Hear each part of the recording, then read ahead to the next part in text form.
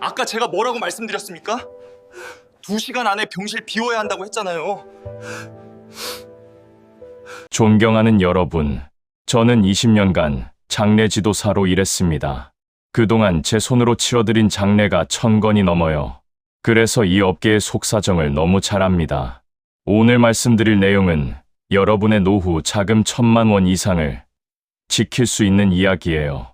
제가 직접 봤던 케이스 중에 똑같은 장례인데 어떤 분은 1500만 원 쓰시고 어떤 분은 100만 원도 안 쓰신 경우가 있었습니다. 차이가 뭘까요? 딱 3가지만 알면 됩니다. 그런데 더 놀라운 건 지금 이 순간에도 전국의 장례식장들이 연달아 문을 닫고 있다는 겁니다. 죽는 사람은 역대 최고로 늘어나는데 장례식장은 망한다. 업계에서 20년 일한 제가 봐도 충격적인 변화예요. 여기에 숨겨진 비밀을 알면 여러분은 앞으로 장례 비용을 10분의 1로 줄일 수 있습니다. 그것도 합법적으로요. 오늘 이 영상 끝까지 보시면 장례식장이 절대 알려주지 않는 3가지 방법을 제가 다 알려드리겠습니다. 특히 마지막에 말씀드릴 무빈소 장례는 지금 70%가 선택하고 있는데도 대부분 모르고 계세요. 제가 현장에서 직접 확인한 숫자입니다. 이거 하나만 알아도 1000만 원을 아낄 수 있어요. 자, 그럼 지금부터 장례식장들이 왜 망하고 있는지, 그리고 그 속에서 우리가 어떻게 돈을 아낄 수 있는지 제 경험을 바탕으로 정확하게 알려드리겠습니다. 병원 복도였습니다. 박영수 씨는 멍하니 서 있었어요. 중환자실에서 어머니가 방금 숨을 거두셨거든요. 눈물도 제대로 못 흘렸는데 검은 정장을 입은 남자가 다가왔습니다. 유족분이시죠? 실례지만 장례 준비 도와드릴까요? 명함을 내밀더군요. 장례식장이라고 적혀 있었습니다. 박 씨는 고개를 저었어요. 아직 생각을 못 해봐서요. 지금 결정 안 하시면 자리 없습니다. 오늘이 금요일이라 주말 지나면 더 어려워요. 간호사도 다가왔습니다. 유족분, 2시간 안에 장례식장 정하셔야 합니다. 병실 비워야 해서요. 2시간이요? 엄마가 돌아가신 지 겨우 1시간밖에 안 됐는데 벌써 장례식장을 정하라고요. 박 씨는 형제들에게 전화를 걸었습니다.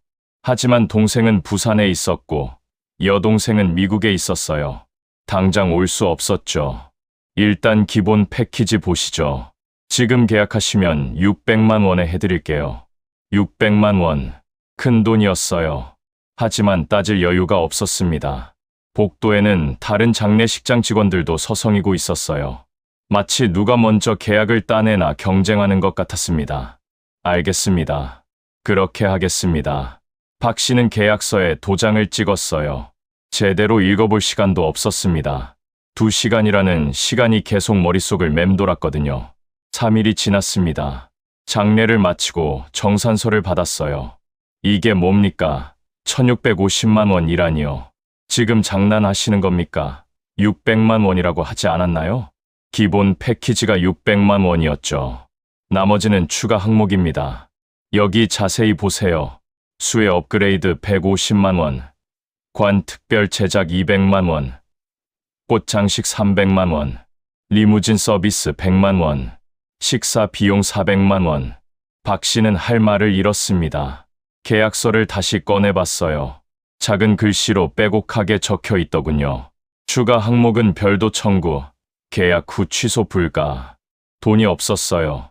박 씨는 결국 대출을 받았습니다. 어머니 장례 치르느라 1000만 원이 넘는 빚을 진 거예요. 이런 일이 여러분에게도 일어날 수 있습니다. 아니, 이미 일어나고 있어요. 2024년 한국에서 하루 평균 980명이 세상을 떠났습니다. 연간 35만 8천 명이에요. 역대 최고 기록이죠. 숫자만 보면 장례 산업은 호황이어야 합니다. 손님이 계속 늘어나고 있으니까요. 그런데 이상한 일이 벌어지고 있습니다. 전국 곳곳에서 장례식장이 문을 닫고 있어요. 2025년 7월 제주대학교 병원이 16년간 운영하던 장례식장을 폐쇄했습니다. 연간 500건의 장례를 치르던 곳이었어요. 부산, 대구, 광주에서도 비슷한 소식이 들려오고 있죠. 죽는 사람은 늘어나는데 장례식장은 망한다? 말이 안 되잖아요. 도대체 무슨 일이 벌어지고 있는 걸까요? 병원에서 2시간 안에 결정하라고 하는 이유부터 알아볼게요. 왜 이렇게 급할까요? 병원 입장에서는 병상 회전율이 중요하거든요. 한 명이 퇴원하거나 사망하면 그 자리에 바로 다음 환자를 받아야 해요. 빈 병상은 손해입니다. 그래서 최대한 빨리 시신을 옮기려고 하는 거예요. 2시간이라는 시간은 유족을 위한 게 아닙니다.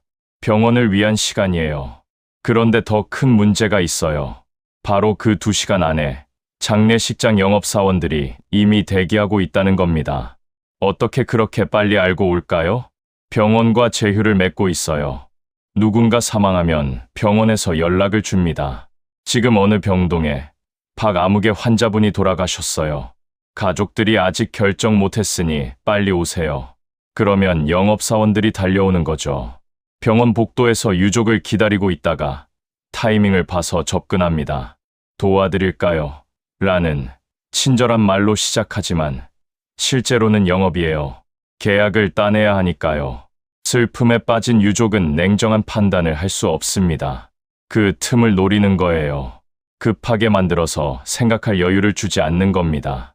서울에 사는 최민정 씨의 이야기를 들어볼게요. 남편이 교통사고로 갑자기 세상을 떠났어요. 병원에서 상조회사를 소개받았습니다. 남편분이 저희 회사 회원이시네요. 제가 모든 걸 처리해 드릴게요. 상조 직원이 친절하게 안내했어요.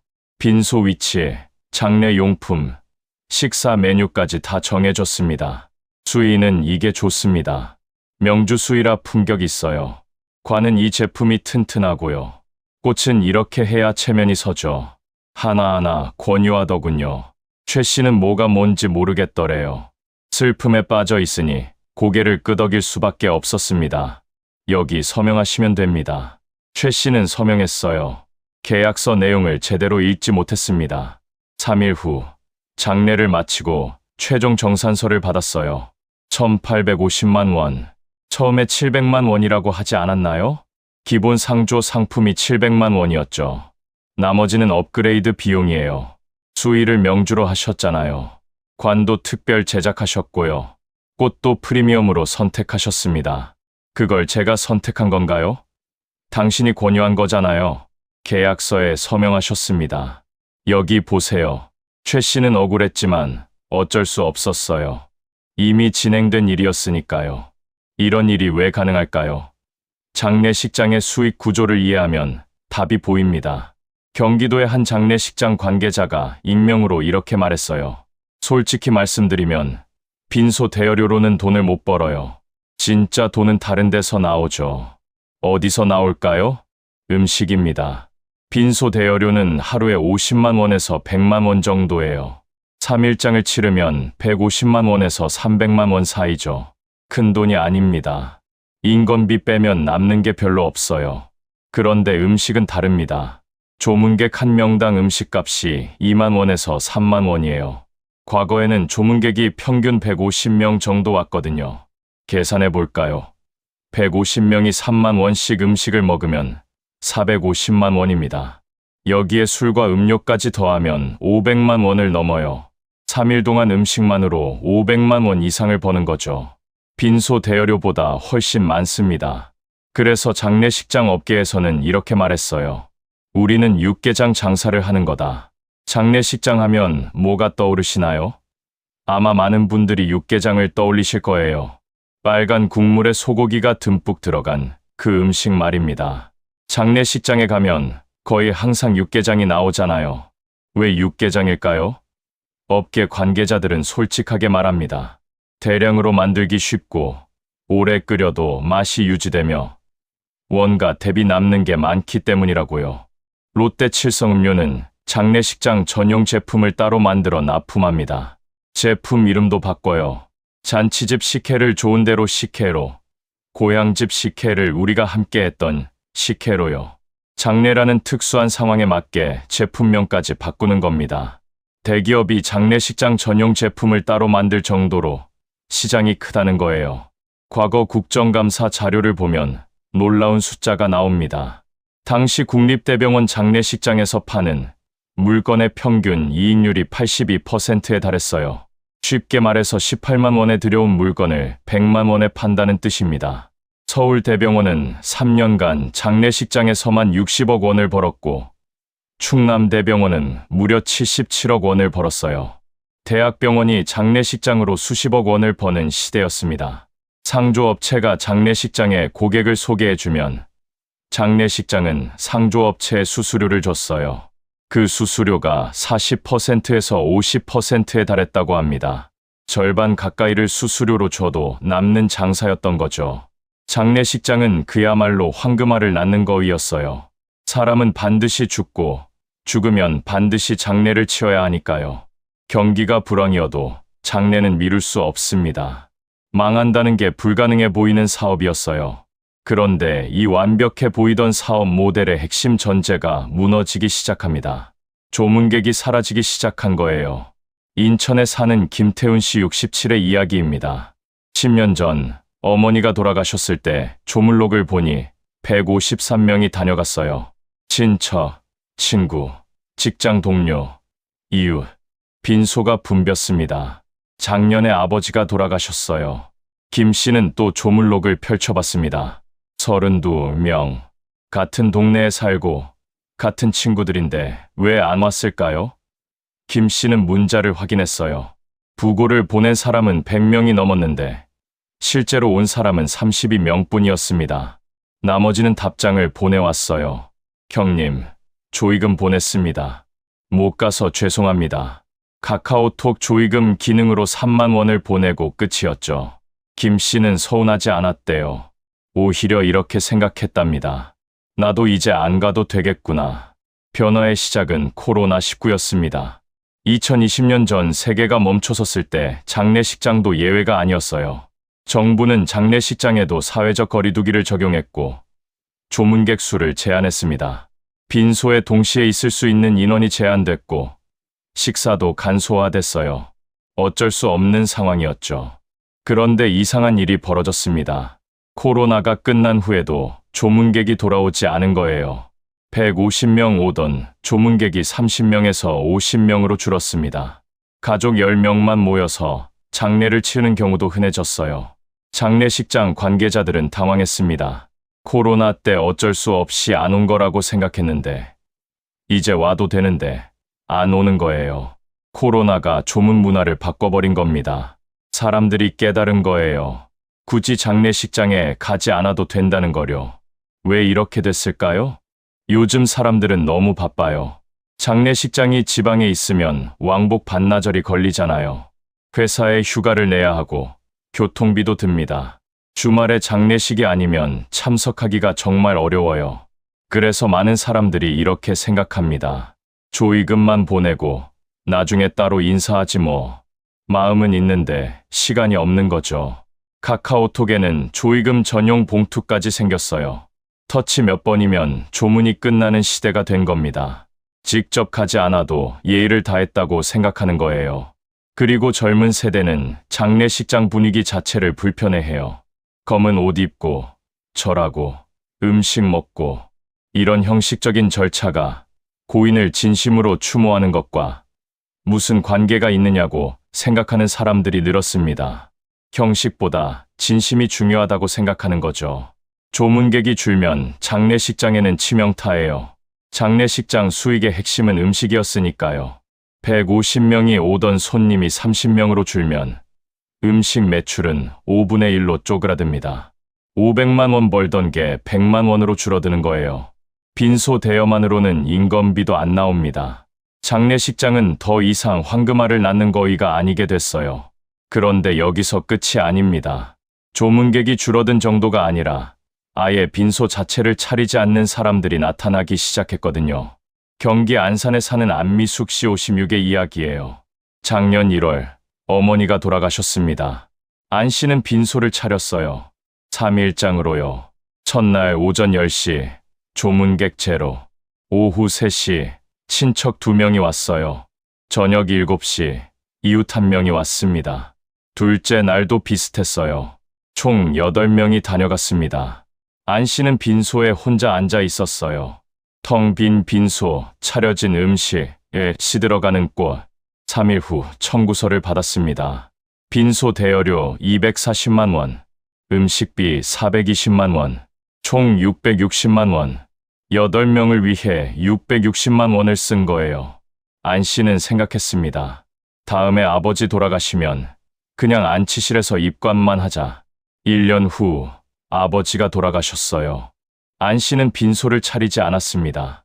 장례식장 안치실에 아버지를 모시고 가족 4명만 모였어요. 입관식을 조용히 치르고 바로 화장장으로 갔습니다. 조문도 없고 음식도 없고 2일 만에 모든 게 끝났어요. 총 비용은 85만 원이었습니다. 안 씨는 후회했을까요? 전혀요. 오히려 이게 맞는 것 같아요. 엄마 때 그 660만 원이 아까워서가 아니라 아빠한테 더 집중할 수 있었거든요. 다른 사람들 신경 쓰지 않고 정말 아빠를 보내드리는 데만 집중했어요. 이런 선택을 하는 사람들이 급증하고 있습니다. 수도권과 강원 일부 지역에서 10년째 상조회사를 운영 중인 김병진 대표는 이렇게 말했어요. 코로나19 전에는 100명 중 1명도 안 될 정도로 무빈소 장례를 찾는 사람이 거의 없었는데 지금은 10건 중 7건이 무빈소예요. 10건 중 7건, 70%가 빈소를 차리지 않는다는 겁니다. 다른 상조업체 대표는 이렇게 말했어요. 작년에 100건 치르던 무빈소 장례가 올해 200건으로 2배나 늘었습니다. 한 달에 치르는 무빈소 장례가 계속 2배씩 늘고 있어요. 왜 무빈소를 선택할까요? 비용 때문일까요? 물론 비용도 큽니다. 일반 장례는 1,500만 원에서 2천만 원이 들어요. 무빈소는 200만 원에서 300만 원이면 됩니다. 5분의 1 수준이죠. 하지만 비용만이 이유는 아니에요. 서울 강남에 사는 이정훈 씨의 이야기를 들어볼게요. 이 씨는 대기업 임원입니다. 돈이 없어서 무빈소를 선택한 건 아니었어요. 작년 봄 장인어른이 돌아가셨습니다. 장모님이 말씀하셨어요. 조용히 보내드리고 싶어요. 빈소 차리지 말고 우리끼리만요. 이 씨는 처음엔 반대했어요. 어머님, 그러시면 안 됩니다. 장인어른 인맥이 얼마나 넓으신데요. 체면이 있으시잖아요. 체면은 산 사람이 차리는 거예요. 돌아가신 분한테 무슨 체면이 필요해요. 남편은 평생 조용히 사셨어요. 마지막도 조용히 보내드리고 싶습니다. 결국 무빈소로 했습니다. 자녀들과 손주들, 그리고 가까운 친척 몇 명만 모였어요. 총 15명이었죠. 수백 명의 조문객 앞에서 절을 받는 것보다 그 조용한 순간이 훨씬 더 진심이었다고요. 처음엔 제가 잘못 생각한 거였어요. 장례는 산 사람들을 위한 게 아니라 돌아가신 분을 위한 거잖아요. 그분이 원하시는 방식으로 보내드리는 게 맞는 거더라고요. 요즘은 미리 유언을 남기는 분들이 많아졌어요. 내 장례는 조용히 치러달라. 남은 가족들에게 부담 주지 말아달라. 빈소 차리느라 돈 쓰지 말고 그 돈으로 맛있는 거 사 먹어라. 이런 유언을 남기시는 거예요. 자녀들에게 짐이 되고 싶지 않은 마음이죠. 부산에 사는 정수진 씨는 아버지의 유언대로 무빈소로 장례를 치렀습니다. 아버지가 돌아가시기 한 달 전에 말씀하셨어요. 장례 때문에 너희들 고생시키고 싶지 않다고요. 간소하게 해달라고요. 정 씨는 아버지 뜻을 따랐어요. 가족들끼리 조용히 보내드렸습니다. 처음엔 이게 맞나 싶었는데 나중에 생각해보니 아버지다운 선택이었어요. 평생 검소하게 사셨던 분이니까요. 하지만 모든 사람이 만족하는 건 아닙니다. 대전에 사는 박민호 씨는 무빈소로 장례를 치르고 1년이 지난 지금도 후회한다고 해요. 어머니가 경제적으로 어려우셨어요. 그래서 제가 무빈소로 하자고 했죠. 비용도 절약되고 어머니도 부담 안 느끼실 거라고 생각했거든요. 하지만 장례를 치르고 나니 마음이 편치 않았답니다. 친척들한테 눈치를 받았어요. 돈이 그렇게 아까웠어. 이런 말을 듣는 거예요. 제대로 장례도 안 치러준 불효자식 취급당하는 기분이었습니다. 박 씨는 지금도 어머니 산소에 갈 때마다 미안한 마음이 든대요. 제대로 보내드리지 못한 것 같아서요. 무빈소 장례에 대한 부정적인 인식이 완전히 사라진 건 아닙니다. 특히 나이 드신 분들 중에는 빈소도 없이 보내는 게 말이 되냐고 하시는 분들도 계세요. 을지대학교 장례지도학과 김시덕 교수는 이렇게 말했어요. 빈소는 장례라는 의례를 행하는 장소를 의미합니다. 이 장소가 없으면 장례를 하지 않는 것이나 마찬가지죠. 전통적인 장례 문화를 생각하면 받아들이기 어려운 면이 있습니다. 전통 vs 현대, 형식 vs 진심. 이 사이에서 사람들은 고민하고 있어요. 그런데 무빈소보다 더 극단적인 경우도 있습니다. 아예 장례를 치를 사람조차 없는 경우예요. 직장 주장이라는 말을 아시나요? 회사 다니는 그 직장이 아닙니다. 한자가 달라요. 고들직주, 장사 지낼 장장. 직장이란 장례 절차 없이 바로 시신을 처리하는 것을 말해요. 빈소도 없고 조문도 없고 심지어 가족도 없습니다. 아무도 없이 혼자 떠나는 거예요. 직장은 원래 무연고 사망자를 위한 거였어요. 가족이 시신 인수를 거부하거나 아예 연락이 안 되는 경우에 지자체에서 직장을 시행했습니다. 연고가 없으니 장례를 치를 사람이 없고, 그래서 지자체가 최소한의 비용으로 시신을 처리하는 거예요. 화장하고 공동 납골당에 안치하는 게 전부입니다. 서울시 통계를 보면 무연고 사망자가 급증하고 있어요. 2019년 434명이었던 무연고 사망자가 2022년에는 1,102명으로 늘었습니다. 3년 만에 2.5배가 된 거예요. 충격적인 건 이 중 상당수가 진짜 연고가 없는 게 아니라는 점이에요. 가족이 있는데도 경제적 이유로 시신 인수를 포기한 경우입니다. 장례 비용을 감당할 수 없어서 가족의 시신을 포기하는 거예요. 부모님 장례를 치를 돈이 없어서 시신을 포기하는 자녀들이 있는 겁니다. 인천에 사는 김영철 씨는 지난해 아버지가 돌아가셨을 때 병원에서 연락을 받았어요. 유족분이시죠. 시신 인수하러 오셔야 합니다. 김 씨는 망설였습니다. 장례 비용이 없었거든요. 사업 실패로 빚을 지고 있었어요. 아내는 투병 중이었고 자녀들은 대학생이었습니다. 얼마나 들까요? 최소 1,000만 원은 있어야 합니다. 1,000만 원. 김 씨에게는 없는 돈이었어요. 마음은 아팠지만 선택의 여지가 없었습니다. 제가 인수를 못할 것 같습니다. 병원 직원은 말했어요. 그러시면 무연고로 처리됩니다. 김 씨는 고개를 숙였습니다.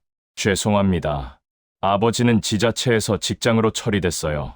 김 씨는 지금도 그날을 떠올리면 눈물이 난다고 합니다. 아버지한테 너무 죄송해요. 하지만 어쩔 수가 없었어요.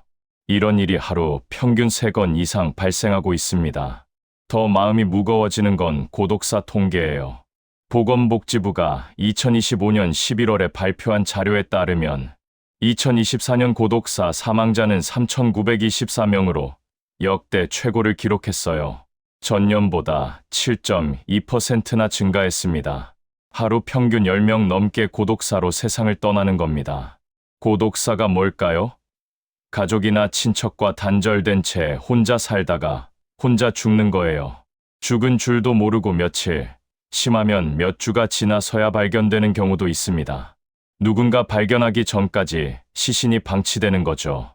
고독사 사망자의 특징을 보면요. 남성이 전체의 81.7%입니다. 여성보다 5배 이상 많아요. 연령대로는 60대가 32.4%, 50대가 30.5%입니다. 50대와 60대 남성이 전체 고독사의 절반 이상을 차지해요. 은퇴하고 이혼하고 자녀들과 멀어지고 혼자 사는 중년 남성들이 가장 취약한 거죠. 누가 시신을 발견할까요? 가족이 아닙니다. 집주인이나 경비원 같은 외부인이 43.1%로 가장 많았어요. 월세가 밀리거나 이상한 냄새가 나서 발견되는 경우가 많습니다.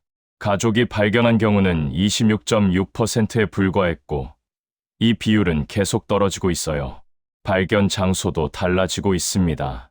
최근 5년간 고시원에서 발견되는 비율이 1.9%에서 4.8%로, 여관이나 모텔에서 발견되는 비율이 1.9%에서 4.2%로 늘었어요. 점점 더 불안정한 주거 환경에서 고독사가 발생하고 있는 겁니다. 왜 이렇게 됐을까요? 1인 가구가 계속 증가하고 있거든요. 2024년 기준 전국 1인 가구 비율은 36%를 넘었습니다. 혼자 살고, 혼자 죽고, 장례도 없이 떠나는 사람들이 늘어나고 있어요. 그런데 흥미로운 변화도 일어나고 있습니다. 70년 만에 다시 돌아오고 있는 장례 방식이 있거든요. 바로 집에서 치르는 장례예요. 우리 부모님 세대, 1950년대만 해도 사람들은 집에서 장례를 치렀습니다. 할아버지가 돌아가시면 마루에 병풍을 치고 동네 사람들이 모여서 함께 슬퍼했어요. 상여를 마을 청년들이 메고 산까지 올라가서 묘를 쓰고 다시 내려와서 음식을 나눠 먹었죠. 장례는 마을 전체의 행사였습니다. 그러다 1980년대부터 장례식장으로 옮겨갔어요. 왜 그랬을까요? 도시화가 진행됐습니다. 아파트에 살게 됐고 집이 좁아졌어요. 이웃과의 관계도 멀어졌죠. 집에서 장례를 치르기 어려워진 거예요. 그리고 장례식장이 편리했습니다. 모든 걸 다 해줬거든요. 빈소도 차려주고 음식도 준비해주고 장례 지도사가 절차를 다 안내해줬어요. 유족은 그냥 앉아만 있으면 됐죠. 돈만 내면 되니까 편했습니다. 그런데 2020년대 들어서 다시 집으로 돌아오고 있어요. 서울 마포구에 사는 최은영 씨 43는 작년에 어머니 장례를 집에서 치렀습니다. 어머니가 평생을 사신 집이잖아요. 그 집에서 마지막을 보내드리고 싶었어요. 아파트 관리사무소에 연락했어요. 집에서 장례 치르려고 하는데 가능한가요? 안 됩니다. 다른 입주민들한테 민원이 들어올 수 있어요. 법적으로 문제가 되나요? 그건 아니지만 최 씨는 법을 찾아봤어요. 집에서 장례를 치르는 건 합법이었습니다. 관리사무소가 막을 권한이 없었어요. 법적으로 문제 없으니 진행하겠습니다. 엘리베이터 사용 시간을 조정하고 이웃들에게 양해를 구했어요. 생각보다 이웃들이 이해해 줬답니다. 어머니 방에 가니 제단을 차렸습니다. 가족들이 돌아가며 지켰어요. 입관도 집에서 했고요. 어머니가 좋아하시던 음악을 틀었어요. 어머니가 좋아하시던 꽃을 놓았고요. 장례식장에서는 못했을 일들이었죠. 이틀 동안 가족들끼리 어머니와 함께 시간을 보냈습니다. 어린 시절 이야기를 나누고 사진을 보고 울기도 하고 웃기도 했어요. 장례식장에 있었으면 못했을 거예요. 다른 사람들 눈치 보느라요.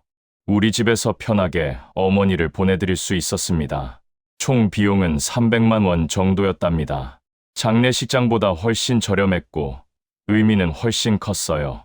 집 장례를 선택하는 사람들이 조금씩 늘고 있습니다.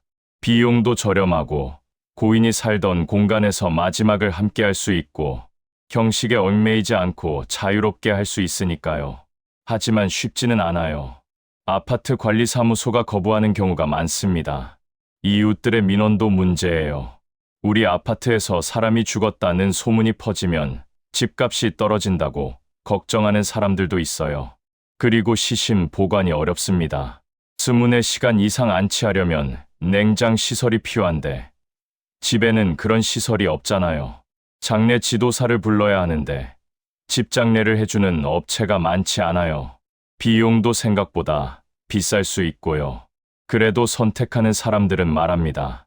어려움이 있어도 해볼 만한 가치가 있어요.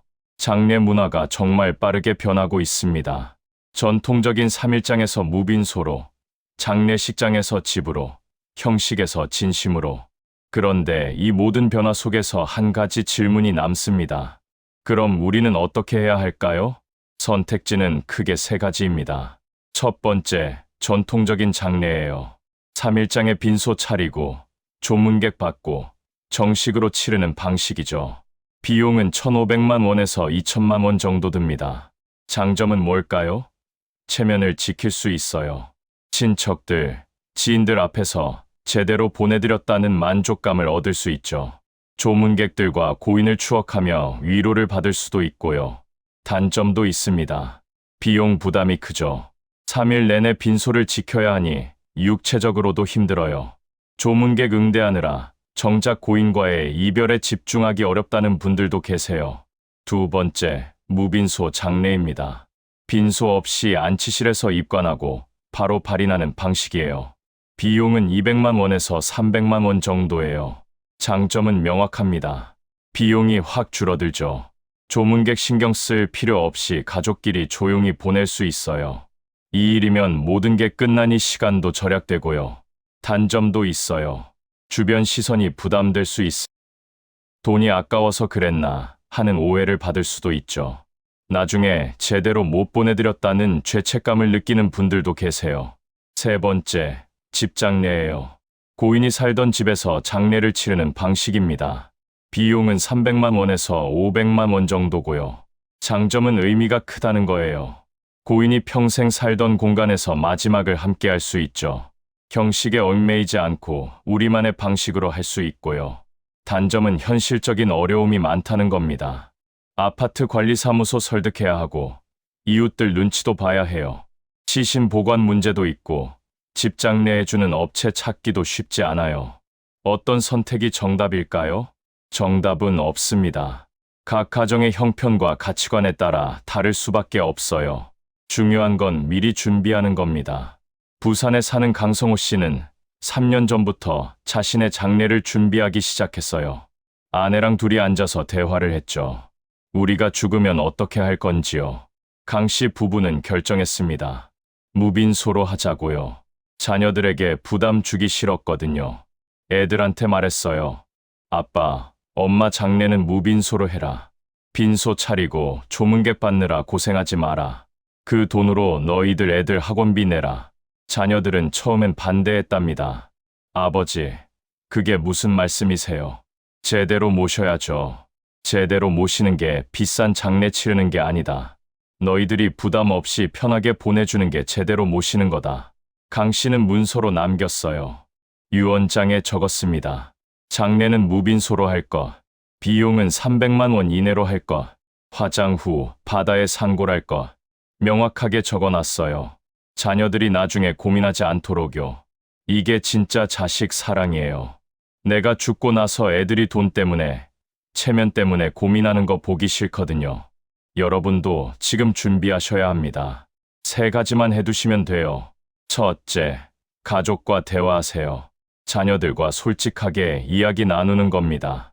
내가 죽으면 어떻게 할 거냐. 불편한 대화지만 꼭 필요한 대화예요. 어떤 방식으로 장례를 치를 건지, 비용은 얼마까지 쓸 건지, 어디에 모실 건지 미리 합의해 두는 겁니다. 서울에 사는 윤미경 씨는 자녀들과 이런 대화를 나눴어요. 엄마는 무빈소로 해달라. 그런데 너희들이 꼭 전통 장례를 하고 싶으면 그렇게 해도 된다. 엄마는 괜찮다. 선택권을 자녀들에게 준 거죠. 엄마 뜻은 이렇지만 너희들 편한 대로 해라. 자녀들은 고마워했답니다. 엄마 뜻을 알게 돼서 나중에 고민 안 해도 될 것 같아요. 둘째, 문서로 남기세요. 말로만 하면 나중에 잊어버릴 수 있어요. 정확하게 문서로 작성해서 자녀들에게 주는 겁니다. 유언장까지는 아니어도 돼요. 간단하게 메모지에 적어도 됩니다. 구체적으로 적어두는 거예요. 자녀들이 나중에 2시간 안에 급하게 결정하느라 고생하지 않도록요. 대구에 사는 박철수 씨는 더 나아갔어요. 장례식장까지 미리 알아봤습니다. 집 근처 병원 3군데 가봤어요. 장례식장 시설도 보고 비용도 물어봤죠. 그 중에서 제일 괜찮은 곳을 정해뒀어요. 애들이 나중에 당황하지 않도록요. 내가 미리 다 알아봐 놨으니까 그냥 여기다 연락하면 된다고 적어뒀어요. 셋째, 비용을 미리 마련하세요. 갑작스러운 죽음 앞에서 자녀들이 돈 때문에 고민하지 않도록 장례 비용은 미리 준비해 두는 게 좋아요. 방법은 여러 가지가 있습니다. 상조 보험에 가입할 수도 있어요. 매달 일정 금액을 내면 나중에 장례 서비스를 받는 거죠. 하지만 조심하셔야 해요. 상조 회사가 망하면 돈을 못 받을 수도 있거든요. 상조 가입하실 거면 회사를 잘 선택하세요. 큰 회사, 오래된 회사가 상대적으로 안전합니다. 계약서도 꼼꼼히 읽어보시고요. 보험을 들 수도 있어요. 소액 종신보험이라고 사망하면 300만 원에서 500만 원 정도 나오는 보험이 있습니다. 이걸로 장례 비용을 충당할 수 있죠. 아니면 그냥 통장에 300만 원 정도 따로 모아두셔도 돼요. 자녀들한테 알려주시고요. 이 통장은 엄마 장례 비용이다. 나중에 이거 쓰면 된다. 인천에 사는 김순자 씨는 통장을 따로 만들었어요. 장례 비용이라고 통장에 이름을 붙이고 300만 원을 넣어뒀답니다. 딸한테 줬어요. 통장이랑 도장이랑요. 엄마 죽으면 이거 써라. 절대 다른 데 쓰지 말고 장례 비용으로만 써라. 딸은 울면서 받았대요. 엄마, 아직 건강하신데 무슨 소리예요. 건강할 때 준비해야지. 아프고 나서 준비하면 늦다. 준비된 죽음과 준비되지 않은 죽음은 다릅니다. 남은 가족들의 부담이 완전히 달라져요. 그런데 장례 방식도 계속 변하고 있습니다. 2025년 1월 24일부터 삼분장이 합법화됐어요. 삼분장은 화장한 유골을 산이나 바다에 뿌리는 겁니다. 납골당에 모시는 대신 자연으로 돌려보내는 거죠. 해안선에서 5km 이상 떨어진 바다에서 뿌릴 수 있어요. 산에서도 가능하고요. 조사에 따르면 국민 10명 중 7명이 삼분장에 긍정적이라고 답했습니다. 납골당 비용 부담 없이 자연으로 돌아갈 수 있다는 점이 매력적인 거예요. 제주도에 사는 현태수 씨는 올해 초 아내를 바다에 보냈습니다. 아내가 평생 바다를 좋아했어요. 제주 바다를 사랑했죠. 그래서 유언을 남겼어요. 자기 유골을 바다에 뿌려달라고요. 현 씨는 아내 뜻대로 했습니다. 화장 후 유골을 바다에 뿌렸어요. 배를 타고 나가서 아내가 좋아하던 바다에 뿌렸습니다. 꽃잎도 함께 뿌렸어요. 아내가 좋아하던 노래도 틀었고요. 가족들이 함께 배에 올라 아내를 보냈답니다. 납골당에 모시는 것보다 훨씬 좋았어요. 아내가 자유로워진 것 같았거든요. 현 씨는 자신도 나중에 바다에 뿌려달라고 자녀들에게 말했어요. 새로운 기술도 나오고 있습니다. AI 추모 서비스라는 게 있어요. 돌아가신 분을 AI로 복원해서 다시 만날 수 있게 해주는 거예요. 고인의 사진 한 장과 10초 분량의 음성 녹음만 있으면 돼요. AI가 고인의 얼굴과 목소리를 학습해서 영상을 만들어냅니다. 영상 속에서 돌아가신 분이 살아 계신 것처럼 가족에게 메시지를 전해요. 미안하다. 사랑한다. 행복하게 살아라. 실제로 결혼식에 사용된 적도 있어요. 이미 돌아가신 부모님이 AI로 복원되어서 자녀의 결혼식에 영상으로 등장한 거죠. 물론 논란도 있습니다. 고인이 생전에 이런 서비스에 동의했을까요? AI로 복원된 고인과 계속 대화하다 보면 슬픔을 제대로 극복하지 못하는 건 아닐까요? 하지만 선택은 개인의 몫입니다. 형식이 중요한가요? 마음이 중요한가요? 1,000만 원짜리 장례가 100만 원짜리 장례보다 더 품이 있는 건 아닙니다. 중요한 건 고인을 진심으로 보내드리는 마음이에요. 그리고 남은 가족들의 평안입니다. 빈소를 화려하게 꾸미고 수백 명 앞에서 절을 받는 게 고인을 제대로 모시는 게 아니에요. 고인이 원하시는 방식으로 남은 가족들이 부담 없이 보내드리는 게 진짜 효도입니다. 지금 준비하세요. 오늘 저녁 가족들과 대화를 나누세요. 불편한 대화지만 꼭 필요한 대화예요. 나는 이렇게 보내줬으면 좋겠다. 명확하게 말하고 문서로 남기세요. 자녀들이 나중에 2시간 안에 급하게 결정하느라 1,000만 원 넘는 바가지를 쓰지 않도록요. 그리고 비용을 미리 마련해 두세요. 300만 원이면 충분합니다. 자녀들이 돈 때문에 고민하지 않도록 부모님 시신을 포기하는 일이 없도록요. 준비된 죽음은 아름답습니다. 남은 사람들에게 부담이 아니라 위로가 되는 죽음이에요. 여러분의 마지막은 어떻게 준비되어 있나요? 오늘부터 시작하세요. 대화하고, 기록하고, 준비하세요. 그것이 자식 사랑입니다. 그것이 진짜 효도입니다. 장례는 살아있을 때 준비하는 겁니다. 긴 영상 봐주셔서 감사합니다. 구독과 좋아요 꾹 눌러주시면 대단히 감사합니다.